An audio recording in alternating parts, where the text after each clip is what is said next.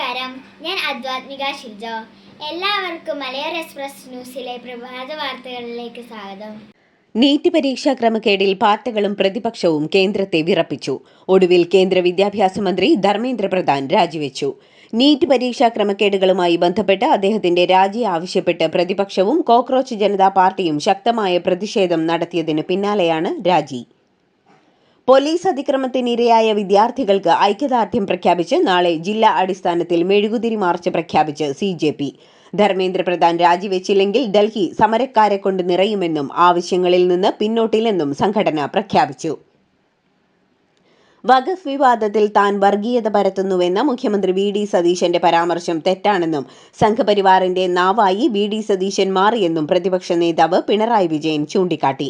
UDF സർക്കാർ സംഘപരിവാർ സേവയാണ് നടത്തുന്നത്. മുഖ്യമന്ത്രി നിലവിട്ട് പെരുമാറുന്നു. കോൺഗ്രസ് മുഖ്യമന്ത്രി BJP നിലപാട് സ്വീകരിക്കാൻ പാടുണ്ടോയെന്നും പിണറായി ചോദിച്ചു. മരുന്നുകുറിപ്പടി ഇല്ലാതെ സിറിഞ്ചും വേദന സംഹാരികളും നൽകരുതെന്ന് മെഡിക്കൽ ഷോപ്പുകൾക്ക് ആഭ്യന്തരമന്ത്രി രമേശ് ചെന്നിത്തലയുടെ മുന്നറിയിപ്പ്. ആരോഗ്യമന്ത്രിയുമായി ഇക്കാര്യം സംസാരിച്ചിട്ടുണ്ടെന്നും അദ്ദേഹം വ്യക്തമാക്കി. BJPക്കെതിരെയുള്ള പോരാട്ടം പിണറായി വിജയനിൽ നിന്ന് പഠിക്കാൻ ഉദ്ദേശിക്കുന്നില്ലെന്ന് വിദ്യാഭ്യാസ മന്ത്രി N ഷംസുദ്ദീൻ. മതസംഘടനകളിൽ ആശയക്കുഴപ്പം ഉണ്ടാക്കാനാണ് പിണറായി വിജയനും CPM-ഉം ശ്രമിക്കുന്നത്. വഖഫ് വിഷയത്തിൽ യാതൊരാശങ്കയും ഉണ്ടാവേണ്ട സാഹചര്യമില്ല. തമിഴ്നാട് സർക്കാർ സുപ്രീം കോടതിയെ സമീപിച്ചിട്ടുണ്ട്. കോടതിയുടെ അന്തിമ വിധി കാക്കുകയാണെന്നും അദ്ദേഹം പറഞ്ഞു.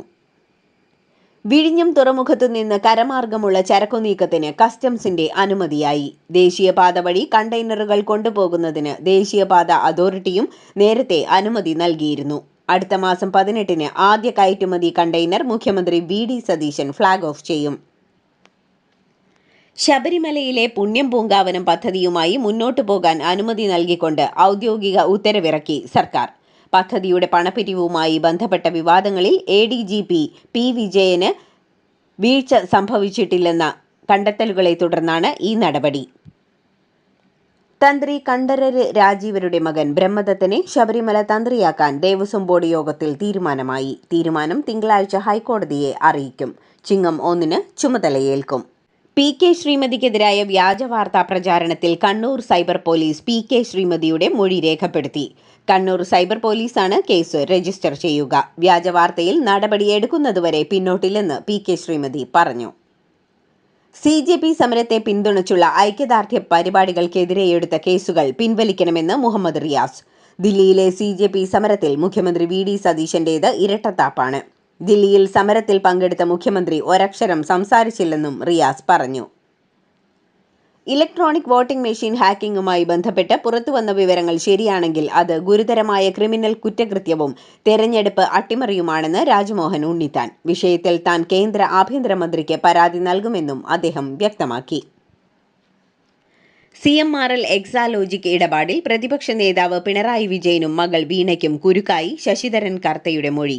വീണ CMRLന് സേവനം നൽകിയിട്ടില്ലെന്ന് 2024 ഏപ്രിൽ 17-ന് ശശിധരൻ കർത്ത നൽകിയ മൊഴിയാണ് തിരിച്ചടിയാവുക.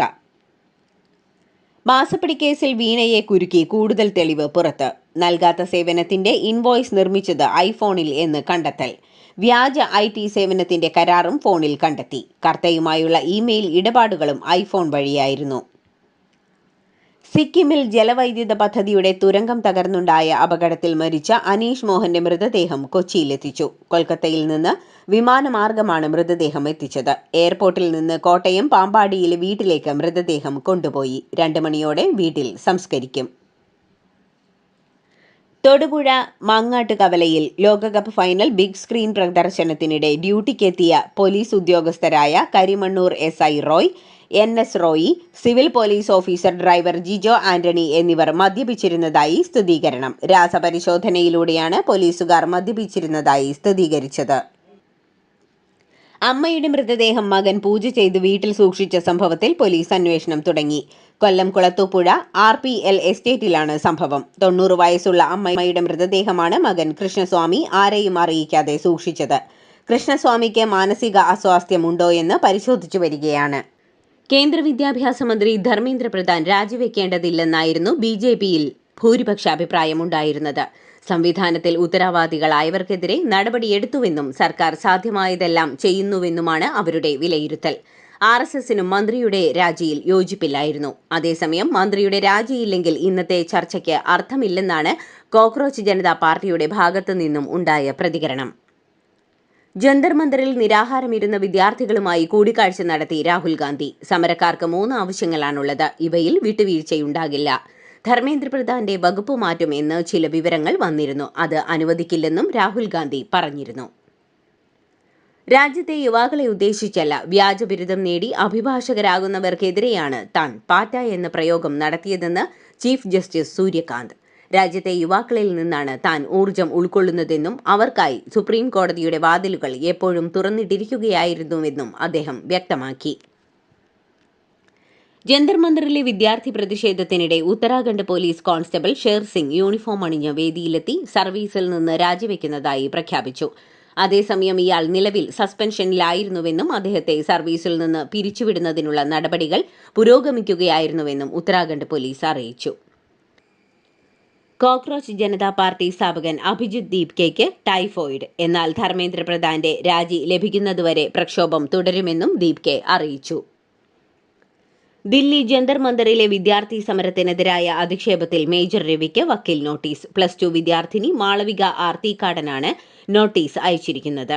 ഫേസ്ബുക്ക് ലൈവിലൂടെ വിദ്യാർത്ഥികളെ അപകീർത്തിപ്പെടുത്തിയെന്നാണ് നോട്ടീസിന്റെ ഉള്ളടക്കം. ജന്തർ മന്ദറിൽ നടക്കുന്ന വിദ്യാർത്ഥി പ്രതിഷേധങ്ങൾക്ക് സമീപം ദില്ലി പോലീസ് സ്ഥാപിച്ച കൃത്രിമ ബുദ്ധി അധിഷ്ഠിത മുഖം തിരിച്ചറിയൽ സംവിധാനം രാജ്യത്ത് സ്വകാര്യത, നിരീക്ഷണം, നിയമപാലന സാങ്കേതിക വിദ്യയുടെ പരിധി എന്നിവയെക്കുറിച്ച് സമൂഹമാധ്യമങ്ങളിൽ പുതിയ ചർച്ചയ്ക്ക് വഴിവെച്ചു. സൗദി അറേബ്യയിലെ യാൻബു, ജിസാൻ മേഖലകളിൽ അടിയന്തര ജാഗ്രതാ മുന്നറിയിപ്പ് നൽകിയെങ്കിലും സിവിൽ ഡിഫൻസ് പിന്നീടത് പിൻവലിച്ചു. മേഖലയിലെ അപായ ഭീഷണി ഒഴിഞ്ഞതായി അധികൃതർ ഔദ്യോഗികമായി സ്ഥിരീകരിച്ചു. വിക്ഷേപണം നടന്ന നിമിഷങ്ങൾക്കകം മിന്നലേറ്റെങ്കിലും കുതിപ്പ് തുടർന്ന് ചൈനീസ് റോക്കറ്റായ ലോങ് മാർച്ച് 3B.